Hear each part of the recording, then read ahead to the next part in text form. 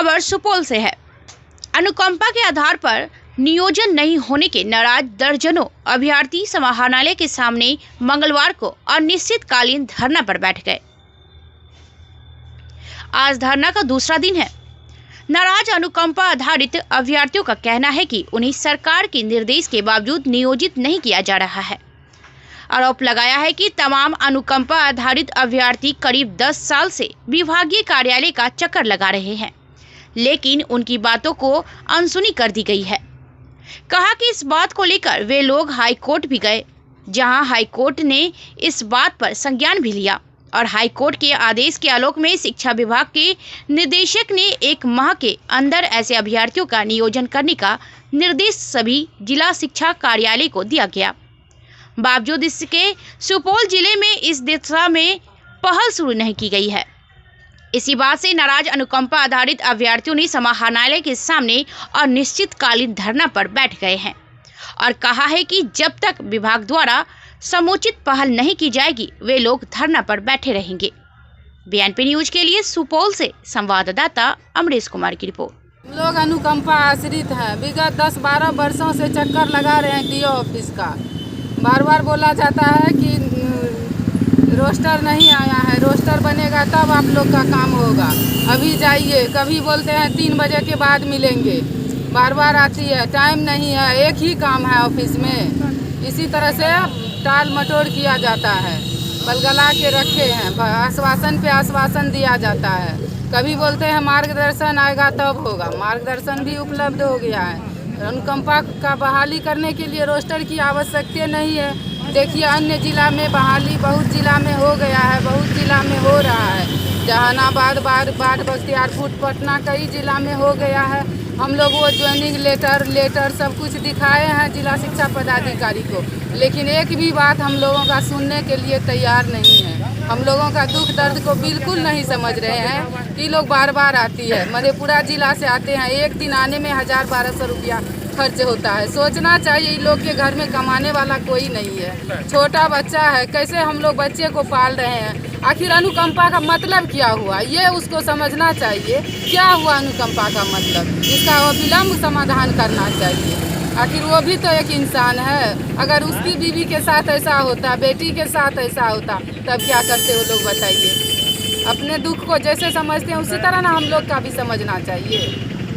क्या नाम हुआ आपका? कुमारी डॉली। ये जो सामान्य शिक्षा के बहाली के लिए जैसे उसको ट्रेन भी होना चाहिए, टीईटी पास भी होना चाहिए और शैक्षणिक योग्यता जो इंटर का वह मिनिमम होनी चाहिए। तो इसमें बहुत सारे अभ्यर्थी के पास उस योग्यता नहीं रहने के कारण सरकार के पास बहुत क्लेम गया। तो सरकार इसको समुचित विचारों उपरांत यह निर्णय लिया, संकल्प निकला 2020 में कि हाई स्कूल में परिचारिका का 1 पद और 1 पद विद्यालय सहायिका का क्रिएट किया गया है।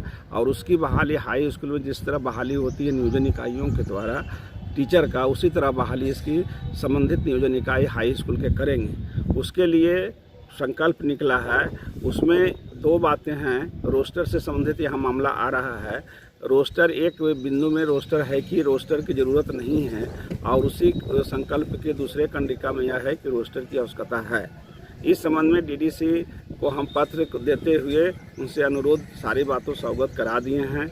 उन लोग अभ्यर्थी का जो नेता लीडर है मेरे पास भी मिला, 2 राउंड उनको बता दिए कि आपका रोस्टर यहाँ से हम बना के, जो रोस्टर हमको बनाना था जिला स्तर पर, हमारे स्तर से वह रोस्टर बनाकर आरडीडी को बहुत पहले 3-4 महीना पहले दे दिया गया है। आरडीडी को कन्फ्यूजन हुआ कि रोस्टर जो है शिक्षक के बहाली के अनुरूप जिला स्तर पर बनेगा कि अलग अलग नियोजन इकाई का बनेगा।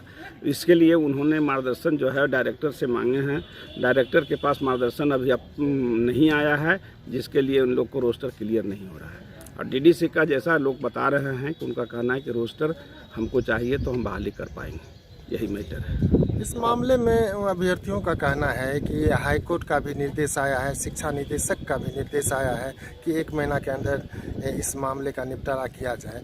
तो किस तरह का निर्देश आया है? वह 1 महीने का निर्देश आया था, लेकिन उसमें इतनी प्रक्रिया था कि 1 महीना में शायद कोई जिला नहीं कर पाया, कुछ जिला किया है बिना रोस्टर के। लेकिन यहाँ रोस्टर के में मामला फंसा हुआ है। रोस्टर के अनुमोदन के लिए हम लोग सरकार के पास भेजे हैं। वहाँ से जैसे ही रोस्टर क्लियर आएगा ये बहाली सम्मत हो जाएगी। हम लोगों का जो है विगत 10-12 वर्षों से अनुकंपा अभ्यर्थी जो है शिक्षक एवं शिक्षकेतर आश्रितों का कर्मियों का जो आश्रित है उसको अभी तक नियोजन नहीं किया गया। इसीलिए हम लोग जितने भी यहाँ बैठे हुए हैं सभी अनुकंपा आश्रित हैं और हम लोग बराबर कार्यालय का चक्कर लगाते लगाते परेशान हो गए हैं। जिला शिक्षा पदाधिकारी द्वारा जब हम लोग जाते हैं तो मार्गदर्शन का मांग करते हैं, जब वहाँ से मार्गदर्शन भी आ गया तो हम लोगों का नियोजन नहीं किया जा रहा है। जबकि कोर्ट के द्वारा उसको आदेश आया है कि 1 महीना के अंदर विशेष अभियान चला करके इन लोगों का नियोजन किया जाए, लेकिन अभी तक हम लोगों का 1 महीना क्या 1 साल बीत गया है, अभी तक नियोजन नहीं किया गया है। और हम लोगों को गलत आश्वासन देते रहते हैं कि आप जाइए, उप विकास आयुक्त नियोजन इकाई है, आप उसके पास जाइए। जब नियोजन इकाई के पास आते हैं यहाँ तो वहाँ पर जो है हम लोगों को बोला जाता है कि देखिए आपका बहाली हो जाता, लेकिन रोस्टर का मांग करके पेच फंसा दिया है, जबकि अनुकंपा में रोस्टर का कहीं ज़रूरत नहीं है। लेकिन ये अनुकंपा में रोस्टर का मांग किया है, इसीलिए हम उसको कहे कि आप रोस्टर बना के हमको दीजिए, लेकिन रोस्टर अभी तक जिला शिक्षा पदाधिकारी महोदय और डीपीओ साहब के द्वारा नहीं दिया गया है। इसीलिए हम लोगों का अभी तक नियोजन नहीं हुआ है। और साथ साथ उन्होंने बराबर हम लोग मिलने जाते हैं तो जिला शिक्षा पदाधिकारी महोदय द्वारा हम लोगों को धमकी भी दी जाती है कि आप लोग सर पर चढ़ गए हैं, आप लोगों को अरेस्ट करवा देंगे, नहीं तो यहाँ से जाइए आप लोग। जिला शिक्षा पदाधिकारी के द्वारा, मैंने जिला शिक्षा पदाधिकारी के द्वारा। और अभी रिक्ति भी बहुत है 20-21 में, लेकिन अभी तक रिक्ति भी नहीं भेजा जा रहा है।